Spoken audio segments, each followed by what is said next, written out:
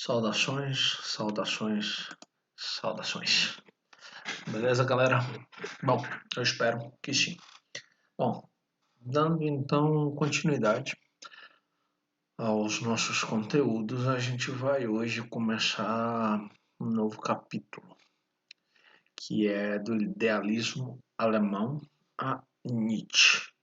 Hoje, então, a gente vai ver a primeira parte desse capítulo, falando sobre o romantismo, um pouco do que foi o idealismo alemão, um pouco sobre os dois dos três pensadores do idealismo alemão, falaremos sobre Fichte e falaremos também sobre Schelling. E, na sequência, a gente vai então falar de Hegel, que é o terceiro pensador do idealismo alemão, e daremos então continuidade ao capítulo. Tranquilo? Então, vamos avançar. O saber filosófico. Não é raro que professores e pesquisadores sejam convidados a comentar notícias em jornais. Essa parte, esse primeiro ponto, esse primeiro tópico é muito mais uma apresentação geral do capítulo do que necessariamente sobre o capítulo, mas a reflexão é interessante. Eu não sei se vocês já pararam para prestar atenção, mas tem se tornado cada vez mais comum que emissoras de TV, rádios, eles convidem especialistas em algumas áreas para comentar um evento, um fenômeno, uma situação em particular. E essas pessoas tendem a emitir uma opinião respaldada em seus estudos sobre aquela situação em particular.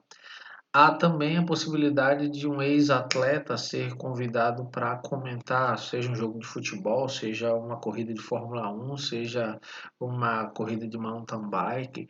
Então, isso tem se tornado cada vez mais comum e oferece ao espectador, ao telespectador, um ponto de vista mais focado para alguém que já esteve inserido ali, se for um evento esportivo, ou alguém que estuda aquilo ali, por isso tem uma visão mais aprofundada daquele contexto, daquele conteúdo, daquele assunto, e oferece para o espectador então uma visão onde ele vai ter uma capacidade maior de perceber e de entender todo aquele contexto.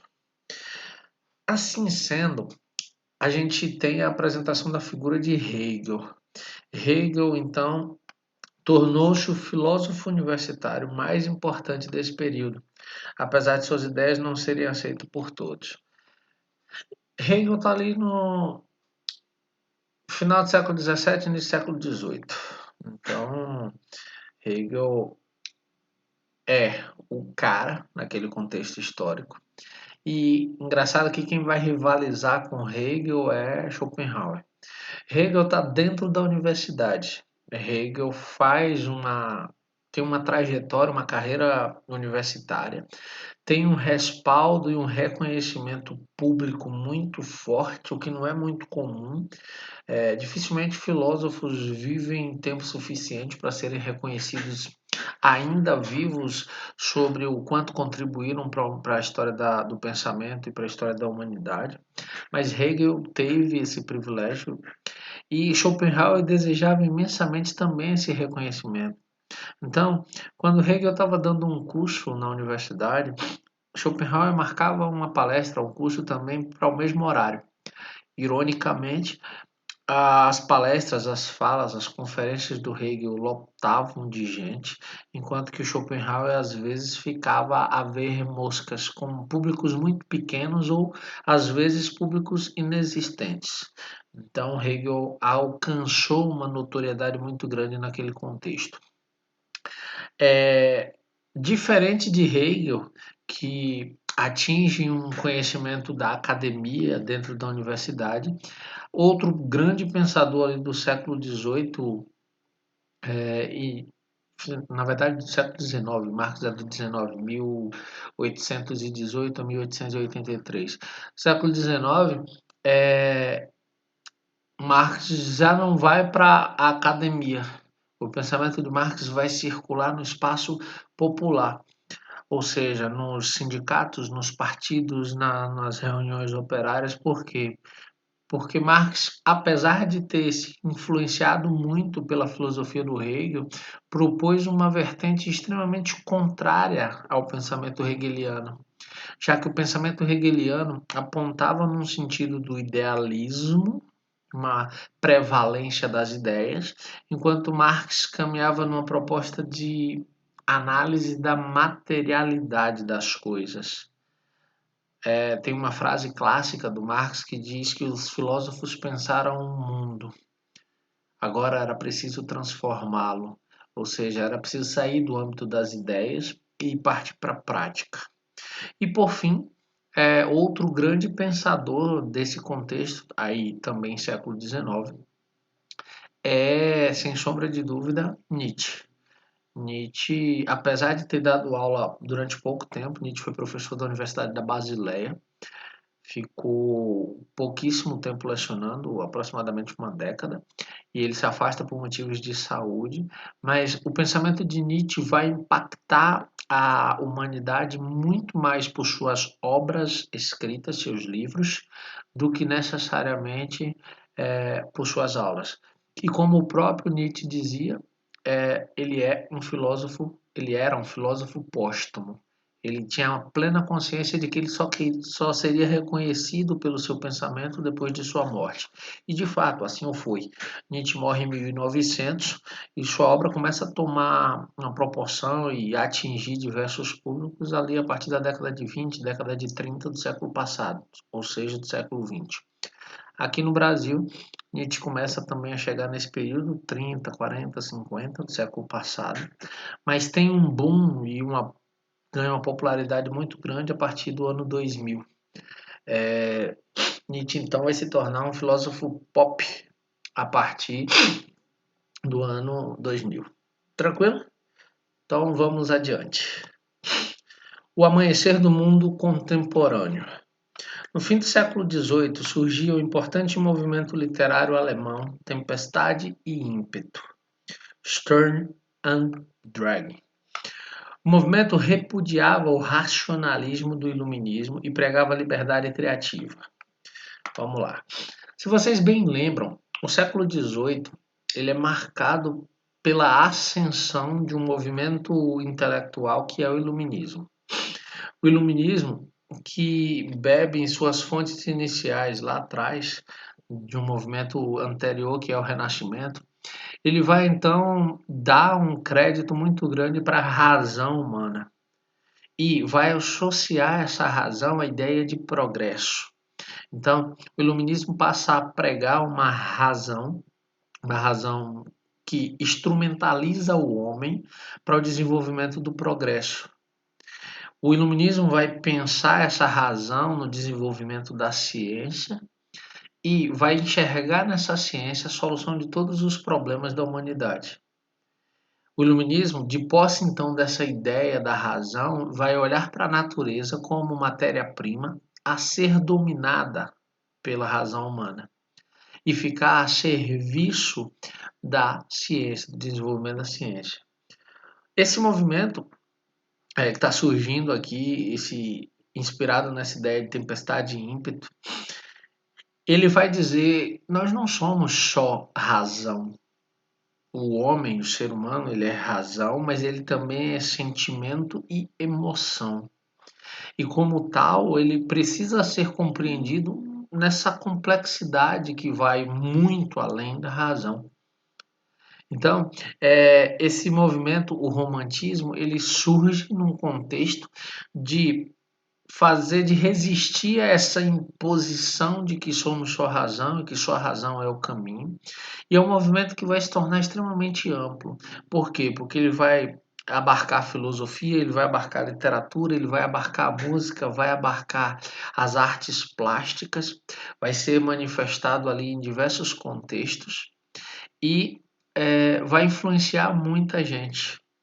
E o que é que esse romantismo propõe, então? Esse romantismo propõe a reconciliação não apenas do ser humano com a natureza, mas entre o ser humano e o absoluto, entendendo essa ideia de absoluto como o todo, essa força que rege, que harmoniza toda a realidade existente. Então percebam que a natureza então não seria vista apenas como matéria-prima, mas ela deveria ser entendida como parte de um todo, do qual a gente também é uma outra pequena parte. Então, essa é a busca do romantismo. Cabe aqui um parêntese. Há uma obra de 1776 do Goethe chamada Os Sofrimentos do Jovem Werther. Eu já devo ter falado dessa obra para vocês. O livro, apesar de ter sido lançado antes do surgimento do romantismo, ele é uma obra romântica. Não à toa, muitos críticos literários apontam esse livro como uma obra que antecipou esse romantismo em pelo menos 50 anos. Ou seja, a trajetória que a obra abarca, a obra do Goethe, ele vai então antecipar esse movimento de conciliação entre ser humano e natureza, entre ser humano e a ideia do absoluto, já quase 50 anos antes de surgir de fato o movimento romântico. Tranquilo? Então vamos ao próximo ponto. Bom, o romantismo ele é importantíssimo nesse contexto porque de certa forma ele lança as bases de nascimento do que a gente vai chamar de filosofia contemporânea. Lembrem-se, quando a gente olha para o tempo, naquele contexto histórico, a gente ainda está inserido na modernidade. Mas os movimentos que vão ser desencadeados aí vão passar mais tarde a ser vistos como o momento histórico em que surge ali então uma filosofia que a gente vai poder chamar de contemporânea. Então, é ali, naquele contexto, que a filosofia contemporânea nasce. E essa filosofia contemporânea ocorreu entre o fim do século XVIII e todo o século XIX. E aí a gente pode ousar dizer que essa filosofia contemporânea se estende até hoje, já que quando a gente pensa contemporaneidade, a gente está pensando exatamente o tempo em que nós vivemos, ou seja, um tempo que é contemporâneo a cada um de nós. Bom, dentro dessa lógica, conhecido como modernidade tardia, esse período foi influenciado principalmente pela filosofia do Hegel, mas também pelas concepções políticas como o socialismo e o marxismo, ou seja, teorias que dialogam com um aspecto mais prático da sociedade, bem como com outras correntes filosóficas importantes, como o positivismo, que vocês já viram em sociologia, mas também verão aqui em filosofia, o utilitarismo e o inquietante pensamento de Nietzsche. Então, tudo isso a gente vai ver ao longo do capítulo, vai estudar e vai refletir bastante sobre tudo isso. Bom, a filosofia crítica e o idealismo alemão. Primeiro ponto é que não dá para pensar o idealismo alemão sem partir da filosofia crítica kantiana. Vocês bem lembram, estudaram Kant há pouco tempo, que Kant ele supera a dicotomia, ele supera a contradição que existia entre racionalistas e empiristas. Que contradição é essa? Recorra aí à sua memória ou às suas anotações. Racionalistas defendiam que o conhecimento é fruto exclusivamente da razão. Os empiristas defendiam que o conhecimento é fruto da experiência.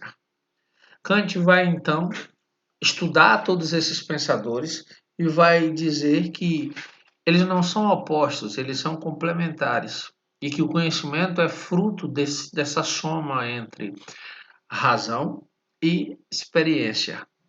E então ele vai construir com isso o que a gente chama de criticismo kantiano. Bom, dentro dessa lógica de pensar esse criticismo, Kant fez uma crítica severa à metafísica clássica.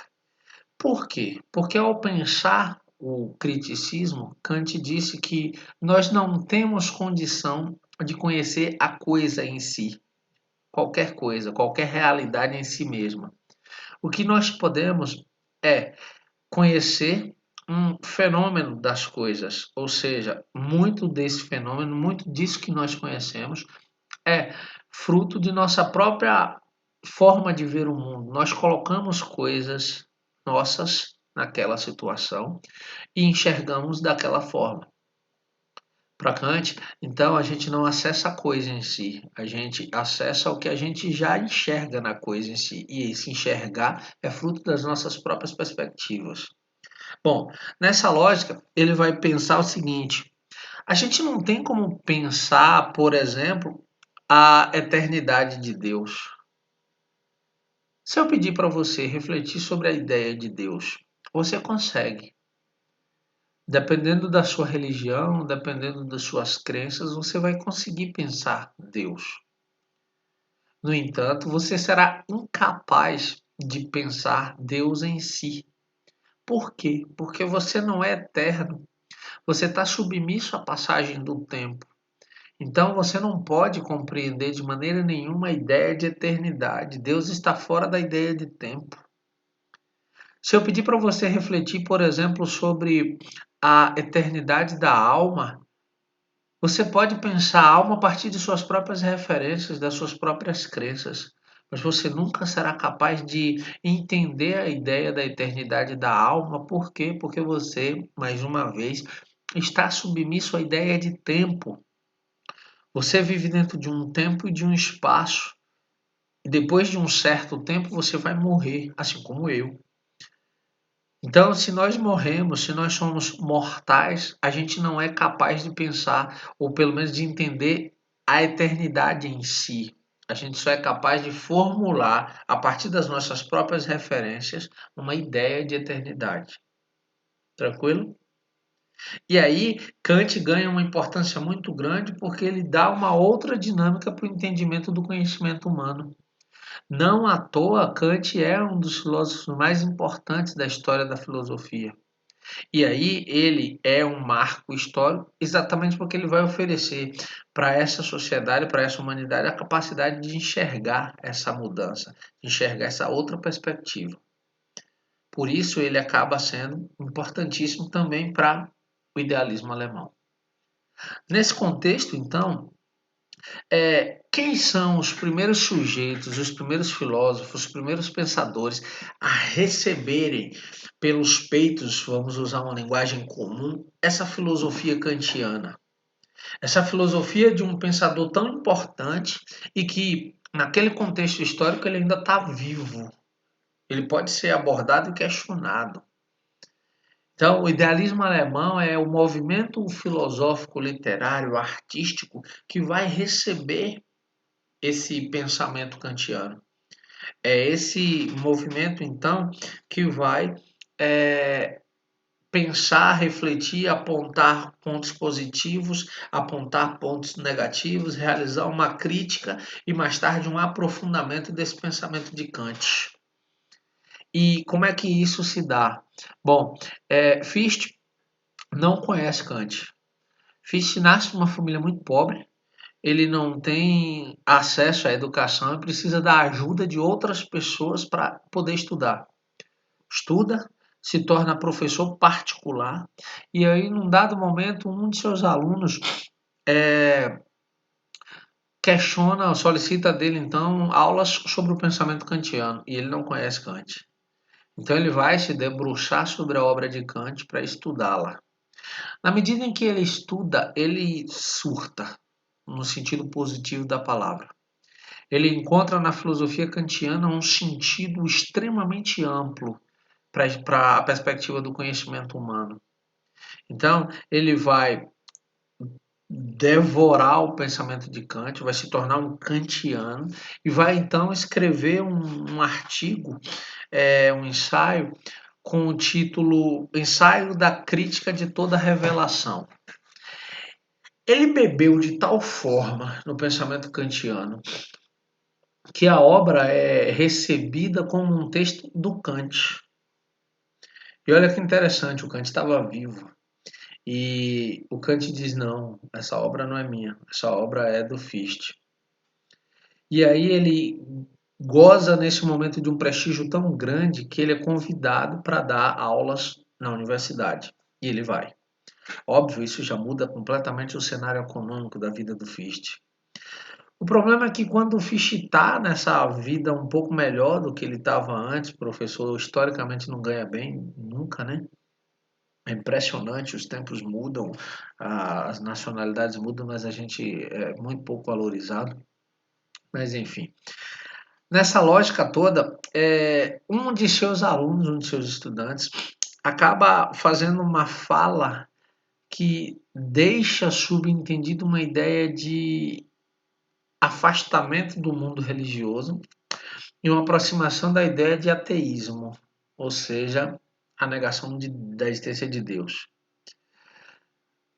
Só que quem faz a fala é o aluno, mas Fichte é acusado de que a fala é dele. E ele é, nesse caso, convocado para uma retratação pública que ele não faz. Como ele não faz, e o peso da religiosidade ainda é um fato marcante naquele contexto histórico, Fichte então é demitido da universidade e volta aí aos perrengues de uma vida sem essa estabilidade econômica. No entanto, bem mais tarde, 1808, já ali início do século XIX, ele escreve um texto, um discurso, é, valorizando a característica do povo alemão de resiliência, de resistência, de se reinventar, dizendo que o povo alemão se recuperaria de todas as derrotas políticas e bélicas sofridas durante a expansão do Império Napoleônico. E óbvio, ele está exaltando os pontos positivos do povo alemão. E ele cai de novo na graça desse povo alemão. E ele então é convidado novamente para a Universidade de Berlim, para voltar a compor o corpo docente de uma universidade. E ele já está perto do fim da vida. Ele morre ali início do século, salvo engano, 1814. Então, esse prestígio ele acabou não durando muito tempo. Tranquilo até aqui? Lembrando, se você tiver alguma dúvida, anota no caderno e eu tiro na próxima live. Fechado? Vamos ao próximo ponto. Bom, Schelling, ele foi aluno de Fichte e era encantado com esse pensamento do Fichte. Julgava que o Fichte tinha entendido muito bem a filosofia kantiana e tinha inclusive dado um passo além do que Kant tinha proposto. Tinha dado um passo além porque Fichte tinha produzido um conhecimento que dialogava com a ideia de que o idealismo, ou seja, que a supremacia do sujeito em relação ao objeto é maior, e tinha entendido também que a subjetividade humana prevalece na produção do conhecimento. Então, o eu, o indivíduo, prevalece frente ao objetivo, à objetividade das coisas. A subjetividade prevalece. No entanto, quando o Fichte sai da universidade, é Shelley que entra em seu lugar. Um aluno brilhante, a universidade então copita essa figura para assumir o lugar vago deixado por Fichte. Quando ele então assume a universidade, assume a cátedra para dar aula no lugar do Fichte, ele vai rever toda a obra e todo o debate proposto por Fichte. Então ele vai dizer que Fichte avançou na perspectiva kantiana, mas ainda há inúmeras lacunas no pensamento do Fichte. E aí ele vai propor, então, uma ampliação e uma resolução acerca do que Fichte deixou em aberto. Primeiro ponto, ele vai dizer que Fichte não adentrou, não estudou o suficiente a natureza. E que Fichte pensou a natureza exclusivamente como uma situação de causa e efeito, exclusivamente. E ele vai dizer o seguinte aqui, ó. Na universidade, Schelling se distanciou de Fichte, pois compreendeu que a natureza não havia sido investigada satisfatoriamente. Para ele, definir a natureza apenas como fez Fichte, como o reino da necessidade e da lei de causa e efeito não era suficiente. Por que não era suficiente? Porque para Schelling, Fichte olhou para a natureza dentro da obviedade de eventos que causas geram determinados efeitos. Ou seja, uma coisa que está posta ali. Fichte vai além do pensamento kantiano? Sim, vai além. Mas até esse ponto e pronto. Então Schelling vai propor um avanço. Que avanço é esse? Bom, para Schelling, a natureza era uma inteligência inconsciente e que estava estreitamente vinculada ao espírito.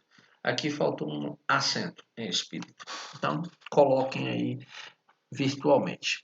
Bom, quando a gente para pensar que a natureza, sob esse ponto de vista do Schelling, é uma inteligência inconsciente, é como se ela fosse capaz de gerir, de existir, de se reinventar por si só. Mas isso é parte de quem ela é, da natureza em si. Por isso, uma inteligência inconsciente. Ela é inteligente, mas não tem consciência dessa inteligência. Esse espírito seria, então, a consciência inteligente. Seria, então, essa ideia de inteligência consciente. Mas que inteligência consciente é essa? Que espírito é esse? Nesse contexto da filosofia de Schelling, espírito é tudo que existe. É como se fosse uma força maior que controla toda a realidade existente.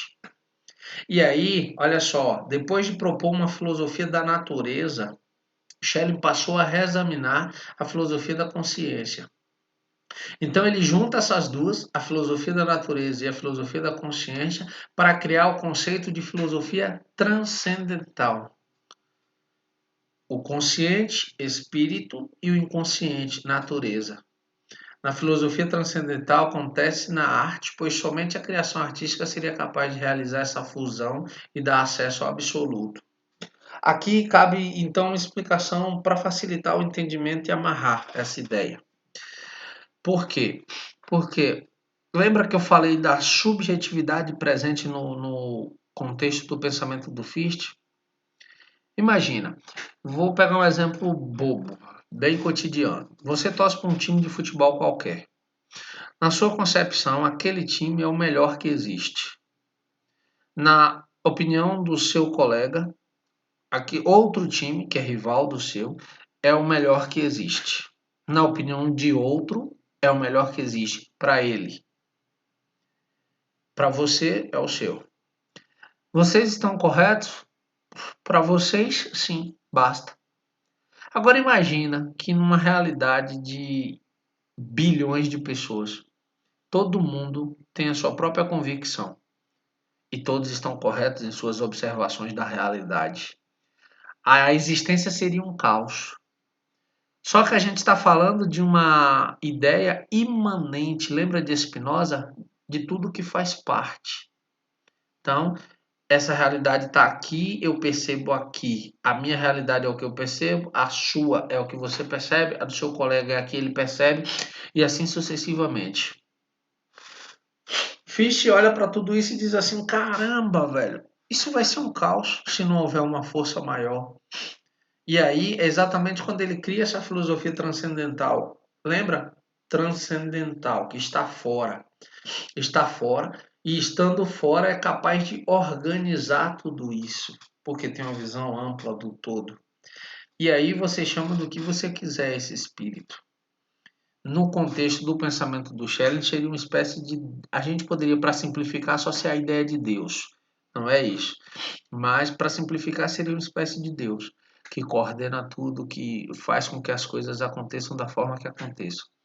Daí uma expressão muito comum, no senso comum, quando as pessoas dizem assim, foi Deus quem quis assim. É como se ele conduzisse as coisas para acontecer de acordo com sua própria vontade. Tranquilo?